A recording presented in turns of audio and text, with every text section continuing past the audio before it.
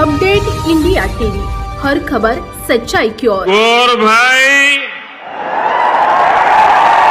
याडी भेण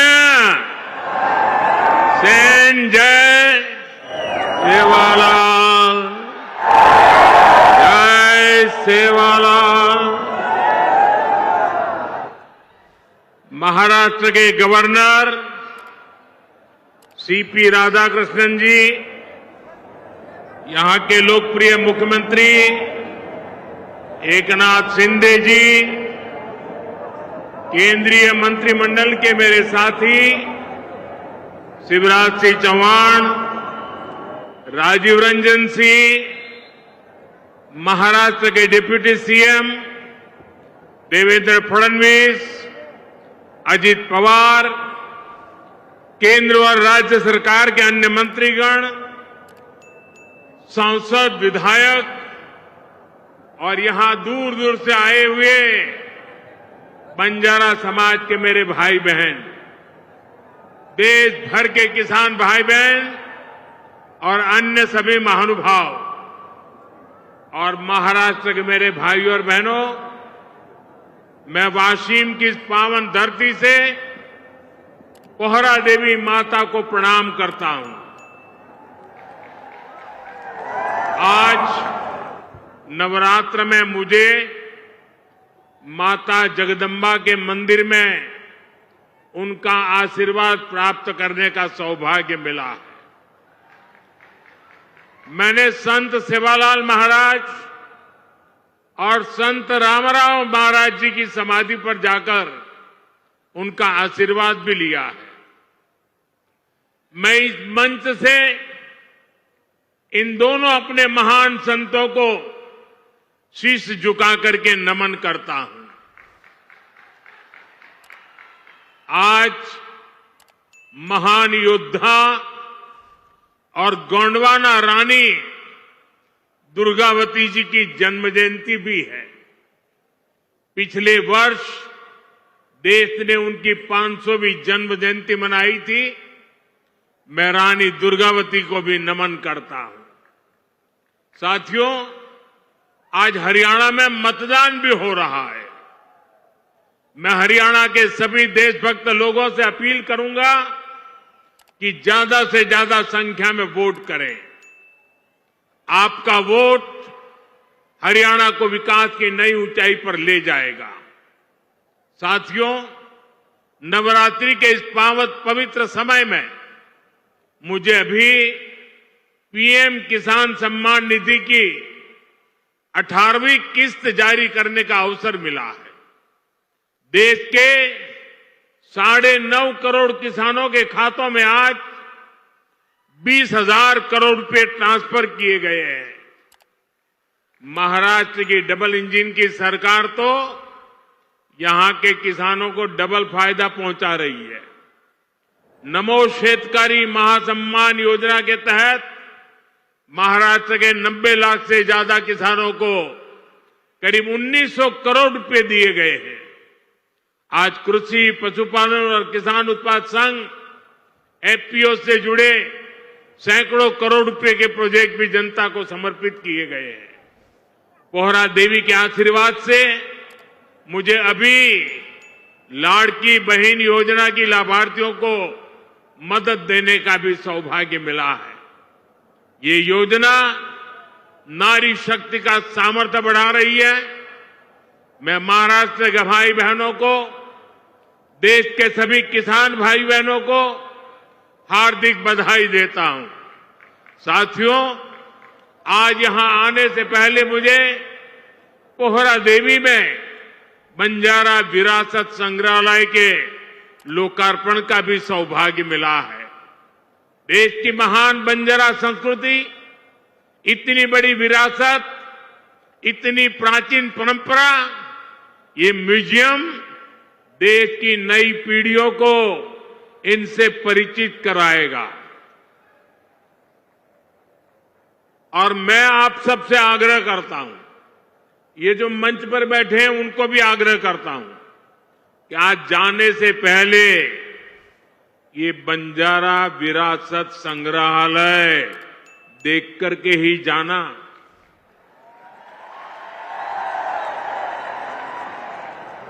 मैं देवेंद्र जी को बधाई देता हूं। इन्होंने पहली सरकार के समय जो संकल्पना की और इसने उत्तम तरीके से आज मैंने इसको बना हुआ देखा, मन को बहुत ही संतोष हुआ, आनंद हुआ। और मैं तो आपसे आग्रह करूंगा, आप तो देखें, आपके पूरे परिवार को बाद में समय निकाल करके इसे देखने के लिए जरूर भेजें। मैं अभी पोहरादेवी में बंजारा समुदाय के भी कुछ महानुभावों से मिलकर के आया। इस म्यूजियम के जरिए उनकी विरासत को जो पहचान मिली है, उसका संतोष और गर्व का भाव उनके चेहरों पर था। मैं आप सभी को बंजारा विरासत म्यूजियम की बधाई देता हूं।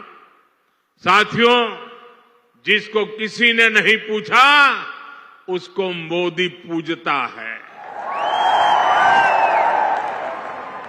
हमारे बंजारा समाज ने भारत के सामाजिक जीवन में, भारत की निर्माण यात्रा में बहुत बड़ी भूमिका निभाई है।